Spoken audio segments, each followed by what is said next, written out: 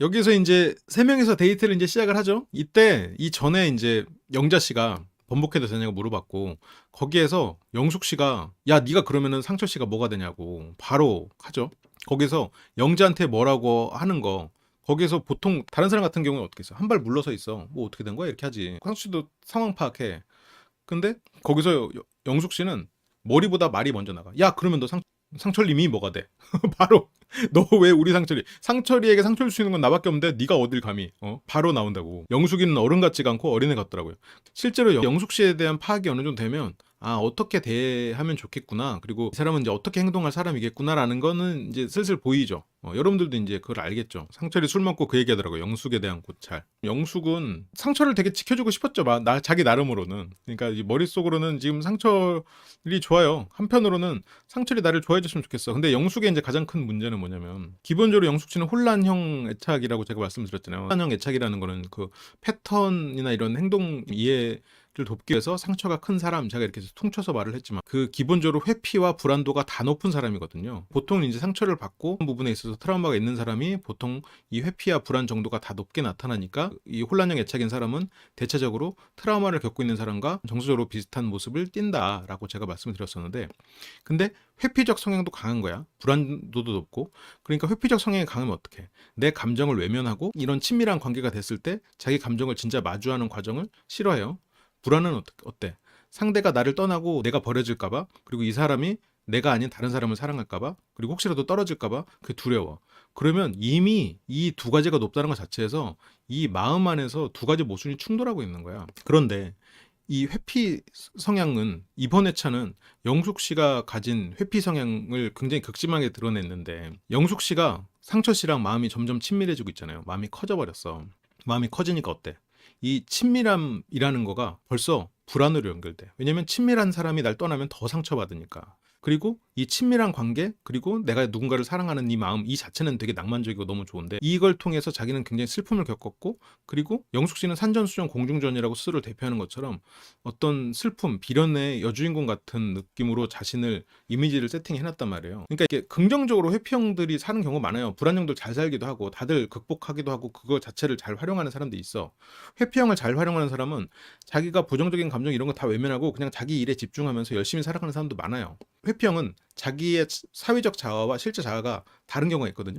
그럼 영숙 씨는 뭐야? 자기의 실제 내면은 되게 아이 같고 사랑을 갈구하고 사랑밖에 안 몰라야 완전. 근데 영숙 씨가 이미지를 그려놓은 건 쿨한, 멋있는 커리어, 그런 이미지로 그려놨단 말이에요. 그러니까 실제의 자신과 자기 내면의 자신이 다르잖아요 지금. 근데 자기 겉의 자신으로 사람들한테 보여주려고 하고 있지만 자기 내면을, 지금 회피형이니까 이걸 지금 외면했어. 근데 이 사람은 불안형이니까 이거를 안 드러낼 수가 또 없는 거야. 이게 그러니까 혼란형 애착들이 보이는 그런 모순들인데, 주변에서는 다 알지. 이렇게 가까워지면 영숙은 커져버렸는데 상처는 이제 딴 곳을 보게 되니 더 불안하겠네요. 그렇죠. 더 불안하지.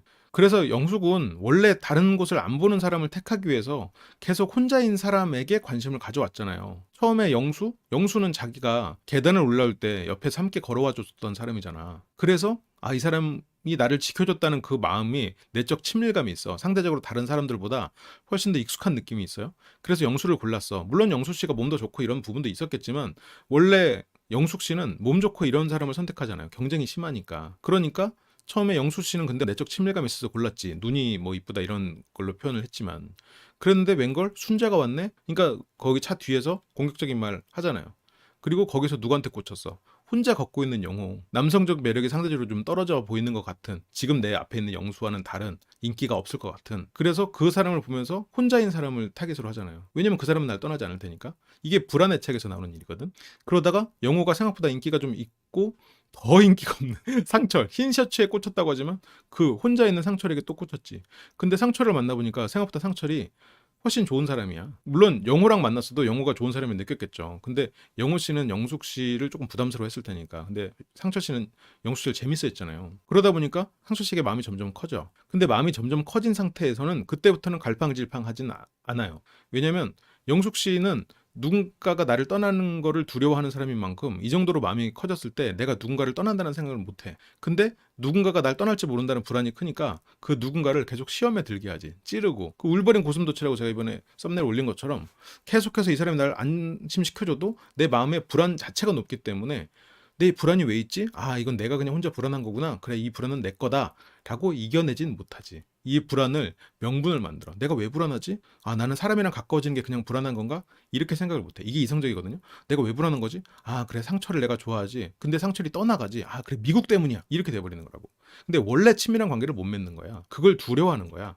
그러니까 좋아하면 자꾸 찔러게 되는 거야. 왜냐면 좋아하는 마음이 커지면 커질수록 이 사람이 이 커진 상태에서 떠나면 불안하잖아요. 그리고 이 친밀한 관계에서 또 회피가 있잖아. 이 회피와 불안이 다 높은 사람이니까 자꾸 이 고통의 이유를 찾아. 원래 사람은 그렇거든요. 내가 무언가를 선택할 때 그 이유를 찾아.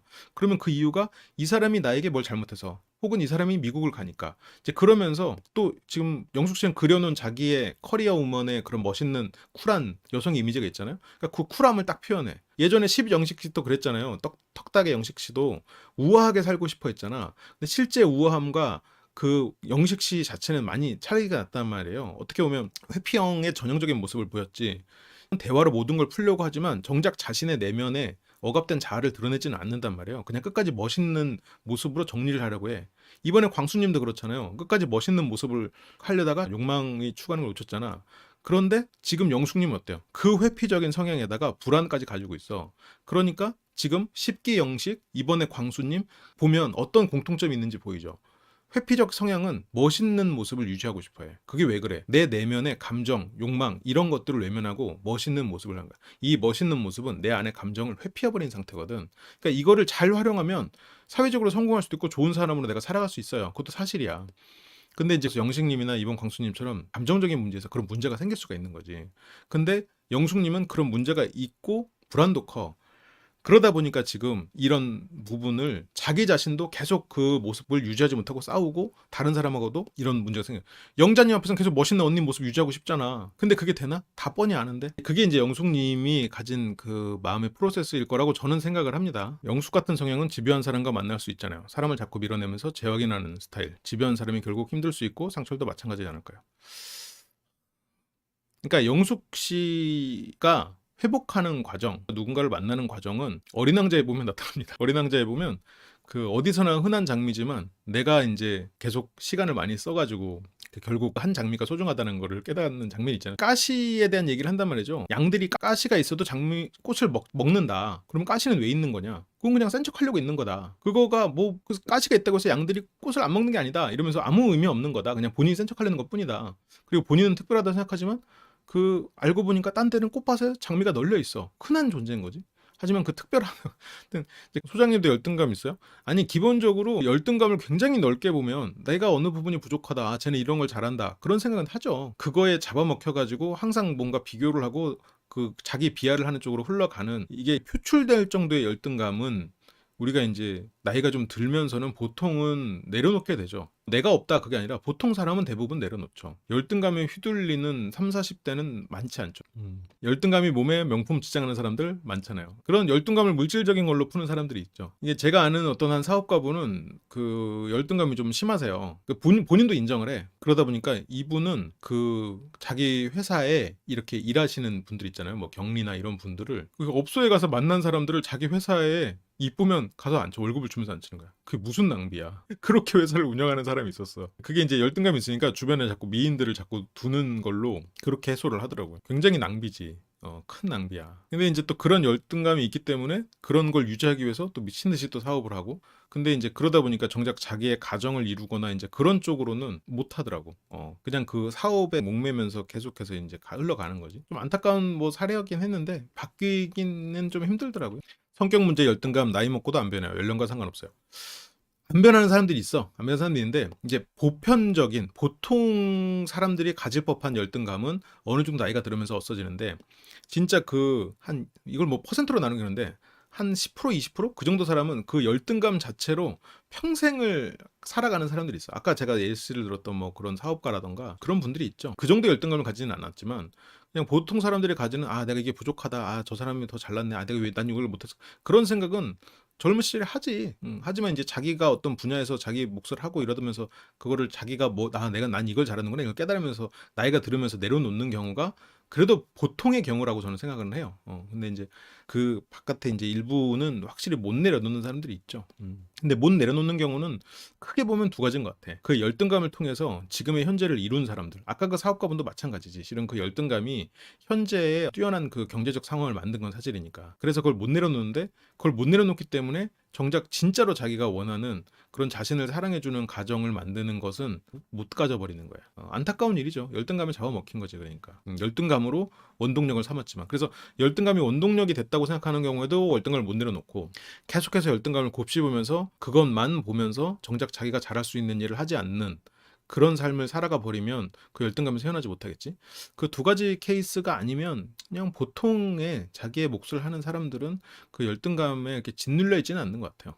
영숙이가 말하는 선전수준은 뭘까요? 미혼모 시설 얘기는 뭐고 전 남편 외모 능력 다 된다. 저는 그러니까 전 남편도 원하는 결혼이 아니었으니까 뭔가 영숙 씨가 원하는 그런 가정에서 인정받고 함께 살아가고 이제 그런 대우를 받지 못했다라고 생각할 수 있겠지. 남편이 날 사랑하지 않는다는 두려움도 있었을 거고 남편 가정에서는 이게 갑자기 찾아온 이런 생명과 원하지 않았던 며느리 이래버리면 영숙 씨가 노력한다고 해도 영숙 씨를 좀 약간 밀어내는 무시하는 듯한 그런 게 실제로 하진 않았어도 그렇게 느껴졌을 수 있겠지. 고불달등도 생겨났을 수 있고 그리고 남편도 이 아내가 이게 뭔가 신뢰를 쌓아가고 결혼한 건 아니니까 좀 만족스럽지 않다라고 생각하고 좀 밖으로 돌고 이랬을 수도 있겠죠. 이제 그런 그 두 가지 문제 때문에 영숙 씨가 상처를 많이 받지 않았겠나. 이제 그 정도로 해보는 거지.